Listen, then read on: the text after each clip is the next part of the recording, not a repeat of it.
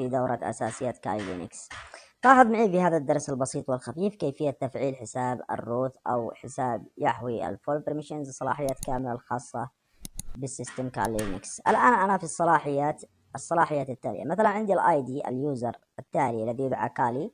مجرد كتابة الأمر اي دي لاحظ يقوم بإظهار اليو اي دي 1000 بهذا الشكل، والجروب اي دي عبارة عن 1000 أيضا، والجروب أيضا كالي ادمن بهذه الطريقة. طيب الآن أنا عندي صلاحيات أو أريد تحويل الآن هذا المستخدم إلى حساب روت.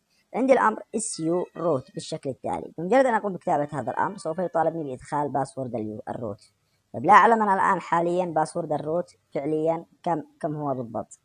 طيب الآن بمجرد أن أقوم مثلا بتحويل هذا اليوزر إلى روت لابد أن أقوم بكتابة الأمر السودو ومعناتها هذا الأمر يعمل على التحكم بكافة المصادر والموارد الخاصة بسيستم كالي يونكس والسيرفيسز.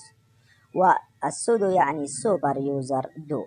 أقوم بكتابة السودو أيضا الأمر su والذي يعني سويتش يوزر إلى المستخدم أو روت بالشكل التالي. سوف يطالبني بإدخال باسورد فور كالي اليوزر مستخدم خاص كالي. أقوم بكتابة الأمر كالي بالشكل التالي.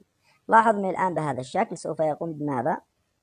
بتحويلي الآن إلى داخل المستخدم أو اليوزر الذي يدعى روت. مجرد أن أقوم بكتابة الأمر ID لاستعراض الصلاحيات واستعراض معلومات عن هذا اليوزر يدعى روت، الآن لدي الصلاحيات والبرميشنز الكاملة الموجودة بداخل كالي لينكس.